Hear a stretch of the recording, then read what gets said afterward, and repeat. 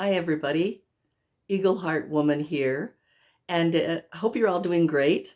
Yesterday, I walked you through Skydancer, my dream, my vision of having a cultural center and art gallery where the arts are celebrated, where Indigenous dance, singing, artwork is celebrated because during the probably beginning well, in the 1800s and early 1900s, my people's voice was silent.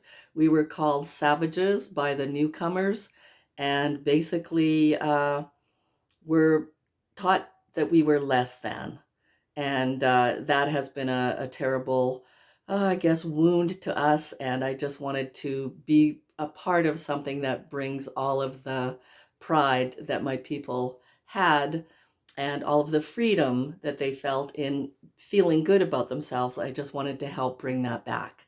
So I thought today I would tell you a whole bunch of steps that I took to create Skydancer, or how I manifested Skydancer. And I had like written 30 steps that I took. And it wasn't just going to bed thinking, like walking into the center, thinking that I already had begun the center and I had staff.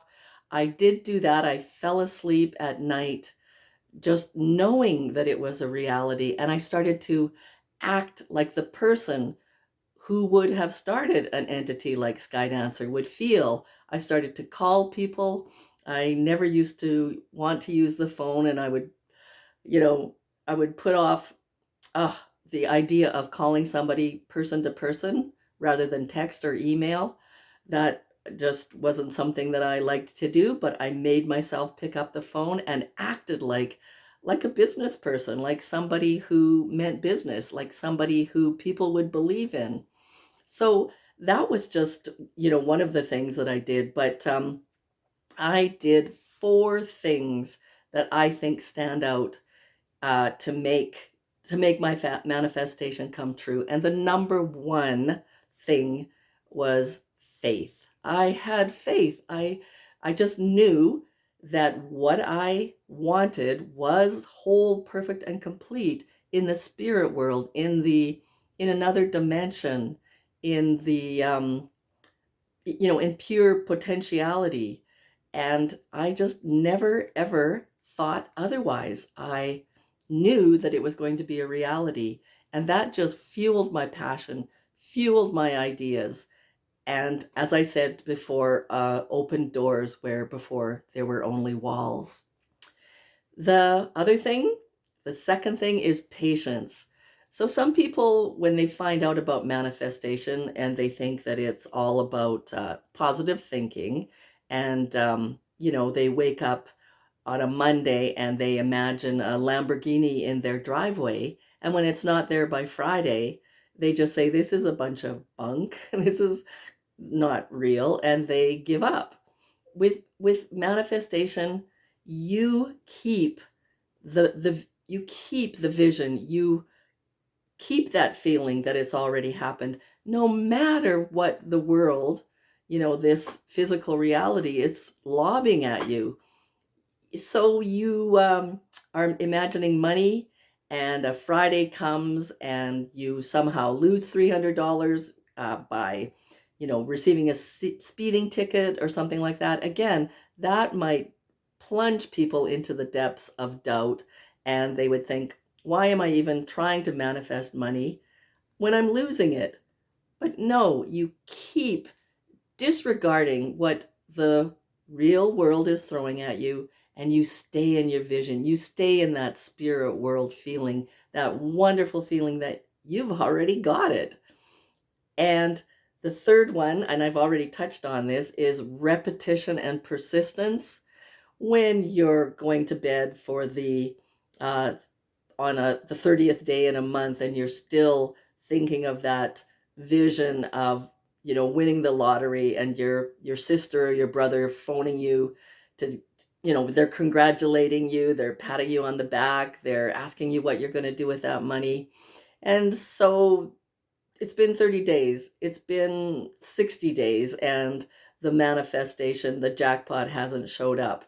But continue.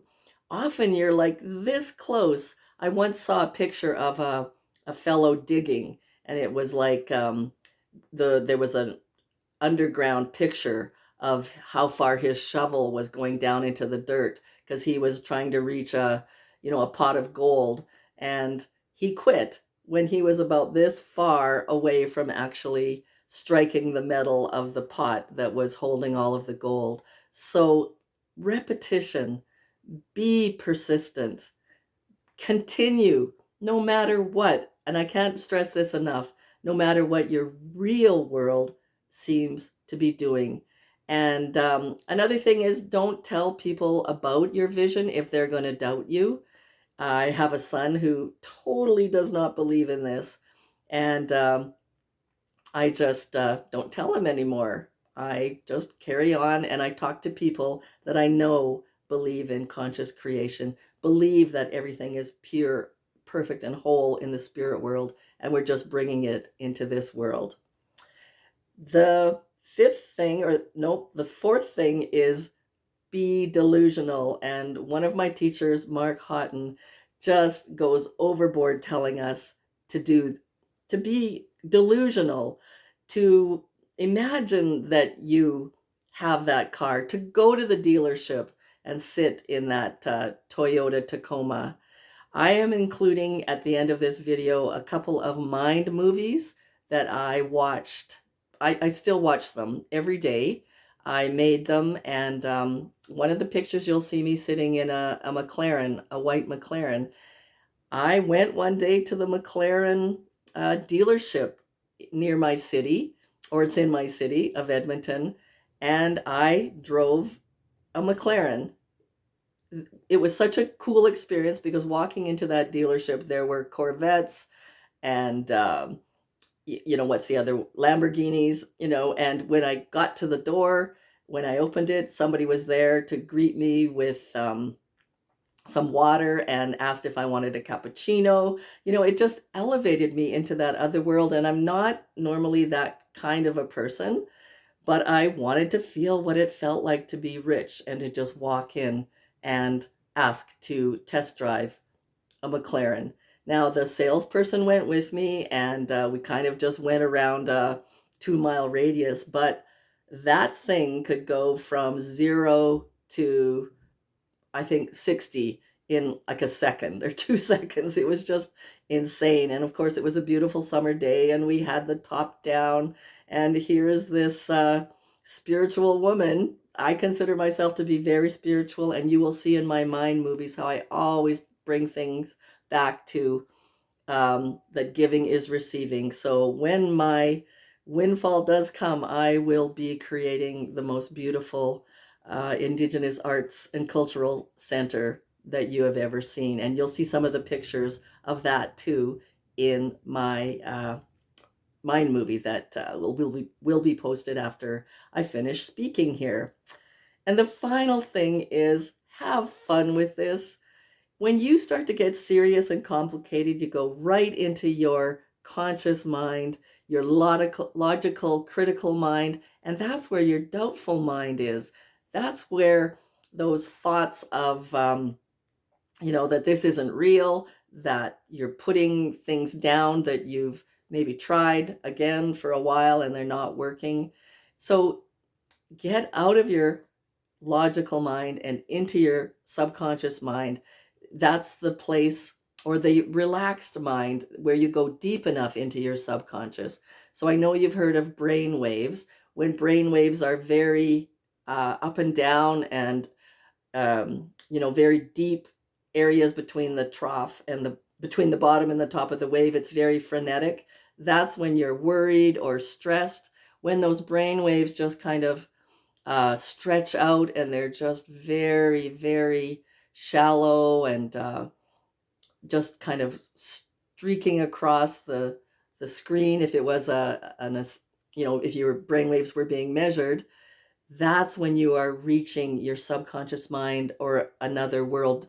And when we talk about astral traveling or leaving the body, you do that when your mind is still awake, but your body is asleep and you're in a very, very relaxed state. And then you can actually access other dimensions. That's another topic for another video. And I'm getting off topic. So I wanted to show you what I do to have fun. And one of the things I do to have fun when I'm wanting to get an answer for a lottery ticket is I use a pendulum. And maybe you've seen one of these. So I'm asking it to show me a yes. And then I ask the pendulum to show me a no. And it shows me a no. I have to clear my mind when I use it, but I'll ask, can I, may I, should I douse? And if I get a yes, then I will say, is today a good day to go and buy a Toyota Tacoma? Or is the number 33 a good number to play on Lotto 649? And I'll sometimes go through all of the numbers. And when I get a yes, I will play those numbers. And that's using a pendulum. The other thing I do is I have a beautiful, this is a porcupine quill box. It's a very traditional handicraft made by the Ojibwe people in Eastern Canada. It's a dying art, and it's got horses on it, Mistatim and Cree, and I love horses. So I keep this box, and I will keep it full of little pieces of paper that have things written on them. And I'll pull out something, and it'll tell me what to do today. It'll tell me to go and test a swim spa. I'm a great swimmer, and I would love to have a swim spa in my backyard.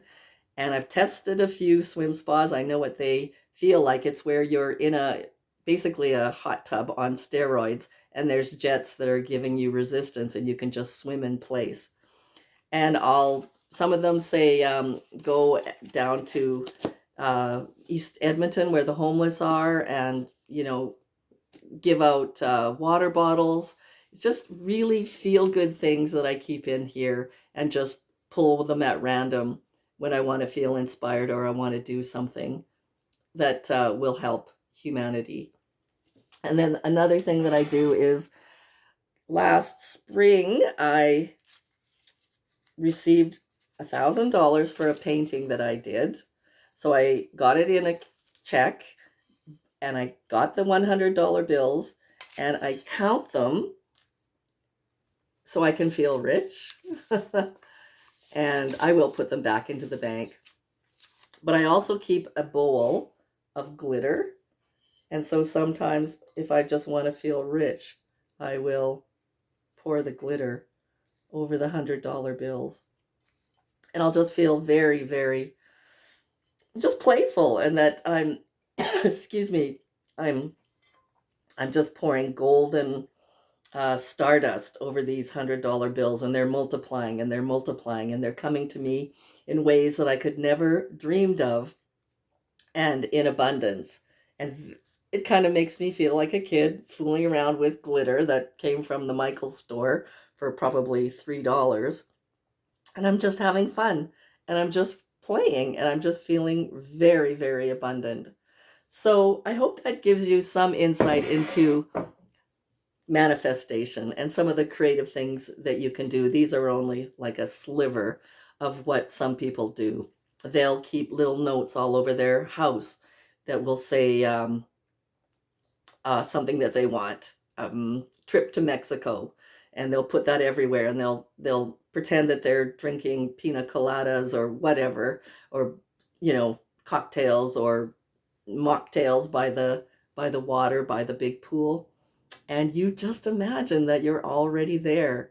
You imagine, you feel, it's the emotion that draws the thing to you. It's your vibration, because everything is energy, that draws the thing that you want to you. So that's it for me to talk. And now I just want you to see 2 mind movies. And as I was manifesting Skydancer and developing it, I watched these movies every morning and every night, and I had them on my phone. So welcome to my 2 mind movies. Welcome to the world of manifesting. I have some teachings from the elders coming up in my next videos that, like I say, that I didn't really understand when I interviewed them and put their stories in my book, but now I realize that they were telling me very, very powerful teachings that I used to make my life better. So enjoy the mind movies. I hope you enjoyed this video, and we'll see you in the next one. Kinan Skomitan, hi hi, thank you.